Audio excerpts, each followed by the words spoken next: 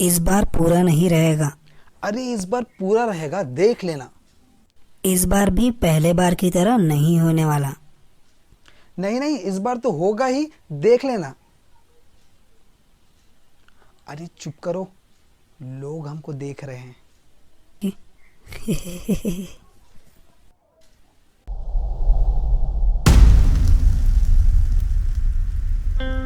E Point builds a desire for learning.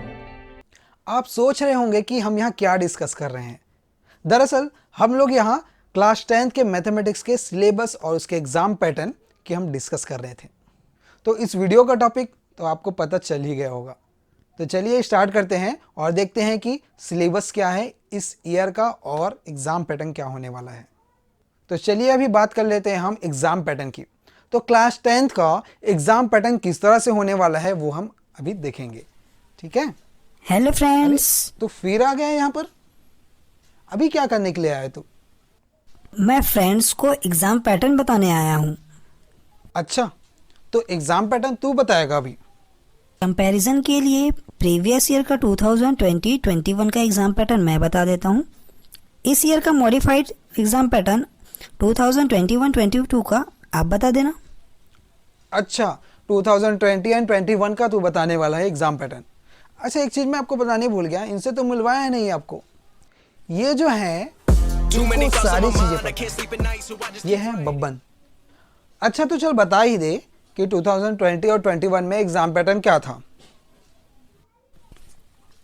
Friends, previous year का अगर exam pattern हम देखें 2020-21 का, तो उसमें हमें पता था कि एग्ज़ाम पैटर्न में objective questions including multiple choice question 20% थे, case based, source based, integrated questions 20% थे, और बाकी जो बच गए remaining question short answer and long answer type question जो है वो 60% थे। इसका मतलब कहा जाए कि objective question 20 plus 20%, it means 40% का ऑब्जेक्टिव क्वेश्चन आता था। 20% it means 16 mark plus 16 marks is equal to total 32 marks के ऑब्जेक्टिव क्वेश्चन आते थे। और सब्जेक्टिव क्वेश्चन यानी कि short answer type question and long answer type question की बात करें तो 60% आते थे, जिसमें कि 48 मार्क्स होते थे। It means objective question 32 marks के और सब्जेक्टिव क्वेश्चन 48 मार्क्स के होते थे। तो ये रहा आपका प्रीवियस ईयर का एग्जाम पैटर्न। अब आगे का एग्जाम पैटर्न आप इस साल का एग्जाम पैटर्न 2021-22 का आप सर से सुन लीजिए। अच्छा, तेरा अब हो गया है तो तू अब जा सकता है। अब मैं 2021-22 का एग्ज़ाम पैटर्न इनको बता देता हूँ। ओके, बाय फ्रेंड्स, फिर तो बच्चों मिलेंगे। आई थिंक आपको कि ये समझ आ गया होगा कि 2020 एंड 21 में कौन सा एग्ज़ाम पैटर्न फॉलो हो रहे थे।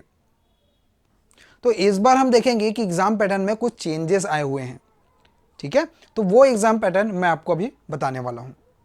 तो अभी जो आपने एग्ज़ाम पैटर्न देखा जो कि 2020 एंड 21 का था, वो एग्जिस्टिंग आपका एग्ज़ाम पैटर्न था। अब इसमें कुछ मॉडिफाइड हुए हैं। वो किस तरह से मॉडिफाइड हुए हैं वो मैं आपको बता रहा हूँ। तो अब के सिलेबस में अगर हम देखें तो इसमें कॉम्पिटेंसी बेस्ड जो क्वेश्चन है वो 30% होंगे, और इसके साथ ही ऑब्जेक्टिव बेस्ड क्वेश्चन जो है वो 20% होंगे, और बाकी जो बच गए हमारे पास रिमेनिंग क्वेश्चन यानी कि शॉर्ट आंसर जो है, लॉन्ग आंसर टाइप के क्वेश्चन जो है, उसमें आपके 50% क्वेश्चन होंगे। इसका मतलब कि कॉम्पिटेंसी बेस्ड जो क्वेश्चन है वो 30% है। इट मीन्स 24 मार्क्स उसमें होंगे, और ऑब्जेक्टिव क्वेश्चन जो है उसमें 20% है। इसका मतलब कि उसमें आपके 16 मार्क्स होंगे। ऐसा अगर इन दोनों को हम ऐड करें 24 एंड 16, यानी कि हमारे पास बन रहे हैं 40 मार्क्स के क्वेश्चन, ठीक है। और बाकी जो रिमेनिंग क्वेश्चन जो बच गए यानी कि short answer type question and long answer type question जो आपके हैं, उसमें सब्जेक्टिव जो क्वेश्चन है उसमें आपके 50% यानी कि 40 मार्क्स के क्वेश्चन इसमें बन गए। इसका मतलब क्या है बच्चों कि 40 मार्क्स के आपके ऑब्जेक्टिव क्वेश्चंस आ रहे हैं और 40 मार्क्स के आपके रिमेनिंग यानी कि सब्जेक्टिव क्वेश्चंस आ रहे हैं। तो दोनों का बैलेंस इस बार सेम हो गया। तो आपको ज़्यादा से ज़्यादा ऑब्जेक्टिव क्वेश्चंस भी इस बार पढ़ना होगा, क्योंकि दोनों 50-50 हो गए।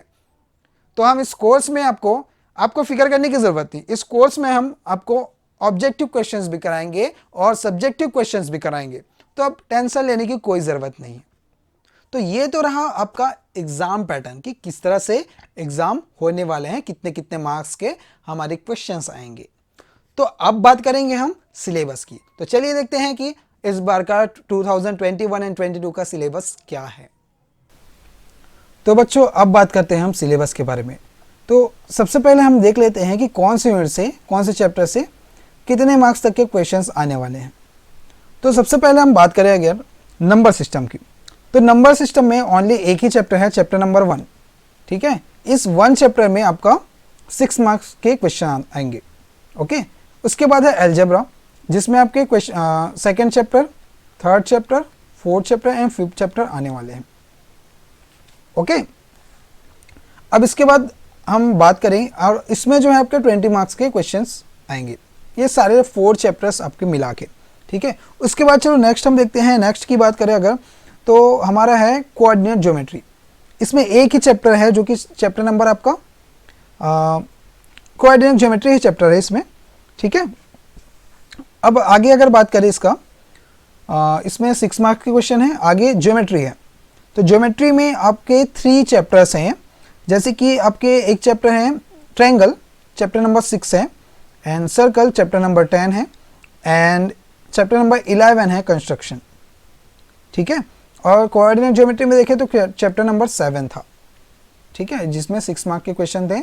और ज्योमेट्री में देखें तो 3 चैप्टर्स है, ट्रायंगल्स, सर्कल एंड कंस्ट्रक्शन। तो इसमें आपके 15 मार्क्स के क्वेश्चन होंगे, ठीक है। 15 मार्क्स के क्वेश्चन का मतलब आप समझ रहे हैं ना, मतलब 15 मार्क्स तक के क्वेश्चंस बहुत सारे हो सकते हैं इसमें, ठीक है। मार्क्स 50 होंगे। अब ट्रिग्नोमेट्री की अगर बात करें, तो ट्रिग्नोमेट्री में अगर हम देखें तो 2 चैप्टर इसमें होते हैं। चैप्टर नंबर 8 होता है जो कि आपका इंट्रोडक्शन ऑफ ट्रिग्नोमेट्री होता है, और एक आपका चैप्टर नंबर 9 होता है जो कि है application of trigonometry, okay.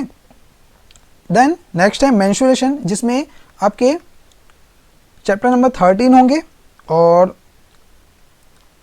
Sorry 12 and 13 होंगे, चैप्टर नंबर 12 एंड 13 होंगे। और इसमें जो है 10 मार्क्स के 10 मार्क्स कंटेन कर रहे हैं। और ट्रिग्नोमेट्री चैप्टर जो है वो, जिसमें कि 2 चैप्टर है, chapter number 8 and chapter number 9, ये 12 मार्क्स कंटेन कर रहे हैं, ओके।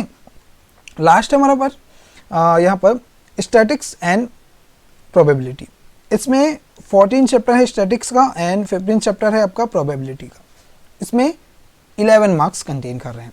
तो इसका मतलब अगर देखा जाए तो ट्रिग्नोमेट्री में आपके 12 मार्क्स आ रहे हैं, वो भी 2 चैप्टर के लिए, और मेंसुरेशन में भी आपका 2 चैप्टर के लिए 10 मार्क्स के आ रहे हैं, और स्टैटिक्स एंड प्रोबेबिलिटी में भी 11 मार्क्स के आ रहे हैं, उसमें भी 2 चैप्टर हैं, ठीक है।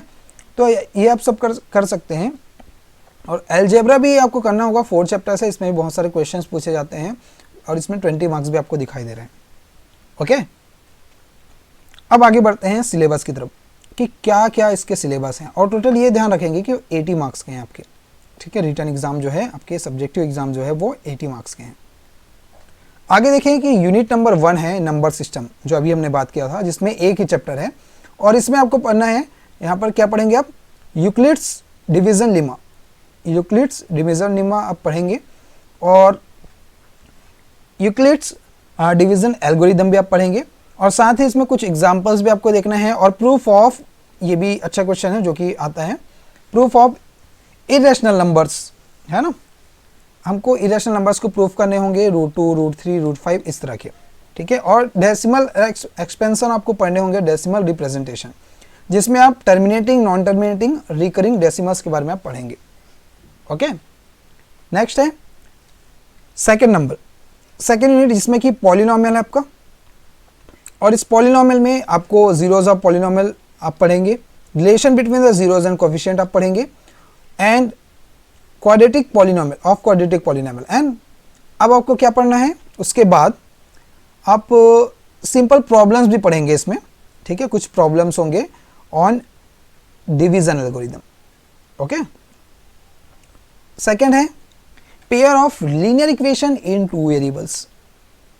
इसमें आप पेयर ऑफ लीनियर इक्वेशन के लिए ग्राफिकल मेथड पढ़ेंगे, और इसमें कंसिस्टेंसी इनकंसिस्टेंसी भी आप पढ़ेंगे सॉल्यूशन के लिए, उसका कंडीशंस है वो कंडीशंस आपको पढ़ने होंगे, ठीक है। और इसमें आप सब्स्टिट्यूशन मेथड भी पढ़ेंगे, एलिमिनेशन मेथड भी पढ़ेंगे, ठीक है। ये सब आपको हम जब कोर्स अभी स्टार्ट होने वाला है तो उसमें हम आपको सारी चीज़ें आपको बताएंगे। अब क्वाड्रेटिक इक्वेशन है, क्वाड्रेटिक इक्वेशन में आप स्टैंडर्ड फॉर्म आपको पढ़ना है, ठीक है। और क्या पढ़ना है, रूट्स के बारे में पढ़ना है, ठीक है, रियल रूट्स, इमेजिनरी रूट्स, ठीक है। ये सारे आपको कंडीशंस जो है इसमें पढ़ने हैं। डिस्क्रिमिनेंट आपको पढ़ने हैं एंड नेचर ऑफ रूट्स पढ़ने हैं। नेचर आपको बहुत सारे नेचर पढ़ने को मिलेंगे, ठीक है। रूट्स, क्या रूट्स रियल इक्वल है, इमेजिनरी है, या फिर हम कह सकते हैं रूट्स आर डिफरेंट, इस तरह से कुछ आपको पढ़ने को मिलेंगे, ठीक है। फोर्थ में देखिए अरिथमेटिक प्रोग्रेशन, इसमें आपको nth टर्म पढ़ना है, ठीक है, और सम ऑफ n टर्म पढ़ना है आपको, nth term and sum of n terms of AP ये पढ़ना है, और डेली लाइफ से रिलेटेड आपको प्रॉब्लम्स पढ़नी है, ओके। नेक्स्ट यूनिट की बात करें अगर कोऑर्डिनेट ज्योमेट्री, इसमें कोऑर्डिनेट ज्योमेट्री में आपको लाइंस के बारे में पढ़ना है, जिसमें कि ग्राफ्स ऑफ लीनियर इक्वेशन हो सकता है, डिस्टेंस फॉर्मूला आप पढ़ेंगे, सेक्शन फॉर्मूला आप पढ़ेंगे, और एरिया ऑफ ट्रायंगल्स आप पढ़ेंगे, ओके। नेक्स्ट है फोर्थ, ज्योमेट्री से रिलेटेड है, जिसमें कि चैप्टर है, ज्योमेट्री का चैप्टर है ट्रायंगल, ठीक है। अब इस ट्रायंगल चैप्टर में आप क्या पढ़ेंगे, सबसे पहले तो आपको डेफिनेशंस पढ़ना होगा, सिमिलैरिटी ऑन ट्रायंगल आपको पढ़ना होगा, ठीक है। अब इसके बाद अगर ध्यान दें तो यहाँ पर आपको बहुत सारे प्रूफ्स पढ़ने होंगे, थ्योरम्स के प्रूफ्स पढ़ने होंगे, आपको कुछ सम प्रॉब्लम्स पढ़ने होंगे। यहाँ पर भी आप देखें अगर बहुत सारे प्रूफ्स आपको दिख रहे हैं, पाइथागोरस थ्योरम आपको पढ़ने होंगे, एंड एरिया ऑफ ट्रायंगल से रिलेटेड, जिसमें कि यहाँ कह रहे हैं square on the other two sides, बोला sum of the square on the other two sides, ठीक है, हाइपोटेनस को यहाँ पर लेके चल रहा है वो, ठीक है। तो ऐसे बहुत सारे जो थ्योरम्स है वो आपको पढ़ने होंगे, तो मैं आपको चैप्टर्स में आपको ज़्यादा डिटेल में बता पाऊंगा, ठीक है। सेकंड है जिसमें सर्कल है, इसमें भी आपको थ्योरम्स के प्रूफ्स पढ़ने होंगे और कुछ इससे रिलेटेड आपको क्वेश्चंस पढ़ने होंगे, जिसमें कि थ्योरम्स अप्लाई होंगे, ओके। इसके बाद है आपका कंस्ट्रक्शंस में देखेंगे लाइन सेगमेंट के बारे में आपको पढ़ना है, ठीक है। टेंजेंट का पढ़ना है आपको, tangent to a circle from a point outside it, ठीक है। और construction of triangle similar to the given triangle, यानी कि सिमिलरिटी ऑन ट्रायंगल को हम कंस्ट्रक्ट करेंगे, ठीक है, यानी कि सिमिलर ट्रायंगल हम कंस्ट्रक्ट करेंगे इस तरह के कुछ टॉपिक में, ठीक है। नेक्स्ट है फिफ्थ नंबर ट्रिग्नोमेट्री। ट्रिग्नोमेट्री में क्या है, इंट्रोडक्शन टू ट्रिग्नोमेट्री। सबसे पहले आपको इंट्रोडक्शन इसमें जानना है कि ट्रिग्नोमेट्रिकल रेशियोज क्या हैं, ये आपको देखना पड़ेगा। एक्यूट एंगल के लिए राइट एंगल ट्रायंगल, ये आपको पता होगा, ठीक है।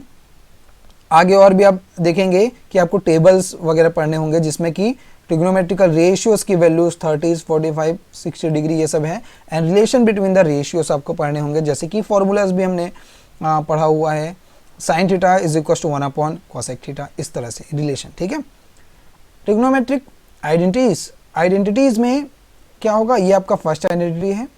इसी तरह से आपके 3 आइडेंटिटीज आपको पढ़ने हैं और उससे रिलेटेड क्वेश्चंस आपको करने हैं, और साथ ही trigonometric ratio of complementary angles भी आपको पढ़ने हैं। ध्यान दें अगर थर्ड नंबर में, जिसमें कि हाइट एंड डिस्टेंस है, इसमें ये एक तरह से एप्लीकेशन ऑफ ट्रिग्नोमेट्री कह सकते हैं, जिसमें कि कुछ वर्ड प्रॉब्लम्स है, जिसमें हम angle of elevation and angle of diffraction के बारे में बात करेंगे, ठीक है। आगे देखिए 6 नंबर, यानी कि मेंसुरेशन में अगर बात करें तो मेंसुरेशन में आपको पढ़ने हैं एरियाज रिलेटेड टू सर्कल है उससे रिलेटेड हमको एरिया पढ़ना है। सेगमेंट, इसमें सेक्टर हम पढ़ेंगे, area of sector, area of segment, segment of a circle, इस तरह से कुछ पढ़ेंगे जिसमें वर्ड प्रॉब्लम्स आपको मिलेंगे, ठीक है। सरफेस एरिया एंड वॉल्यूम, इसमें देखें तो हमको एरियाज पढ़ना है, बहुत सारी अलग अलग शेप्स है, जैसे क्यूब्स है, क्यूबॉइड है, स्फीयर है, हेमिस्फीयर है, राइट सर्कुलर सिलेंडर है, कोन है, राइट सर्कुलर कोन है, ठीक है, फ्रस्टम ऑफ कोन है। इस तरह से आपको टॉपिक यहाँ पर दिए हुए हैं, शेप्स दिए हैं, जिसके आपको area, surface area and volume आपको पढ़ने हैं, ठीक है। अब इससे रिलेटेड कुछ प्रॉब्लम्स होंगे इसमें, ठीक है। यहाँ पर लिखा है metallic solid into the another, ठीक है, मिक्स्ड टाइप के क्वेश्चंस आपको इसमें पढ़ने पड़ेंगे, ठीक है। इसके बाद अगर देखें हम 7th में स्टैटिक्स एंड प्रोबेबिलिटी, इसमें आपको आप पहले से ही पढ़ते आ रहे हैं, मीन, मीडियन, मोड, इस तरह के इसमें क्वेश्चन आपको पढ़ने हैं, ठीक है, मीन, मीडियन, मोड तरह के, ठीक है। ग्रुप्ड डाटा के लिए अनग्रुप्ड डाटा आपने पढ़ा होगा, क्यूमुलेटिव फ्रीक्वेंसी ग्राफ भी आपको पढ़ने हैं, ठीक है, और प्रोबेबिलिटी भी आपको पढ़ना है, जिसमें कि classical definition of probability, simple यहाँ पर क्या है, प्रॉब्लम, यानी कि प्रोबेबिलिटी से रिलेटेड कुछ इवेंट्स होंगे, इवेंट्स रिलेटेड कुछ प्रॉब्लम होंगे, वो आपको पढ़ने हैं। तो इस वीडियो में इतना ही। हम नेक्स्ट वीडियो में अब आपके लिए कोर्स लाएंगे जिसमें कि हम चैप्टर्स को स्टार्ट करेंगे। ओके।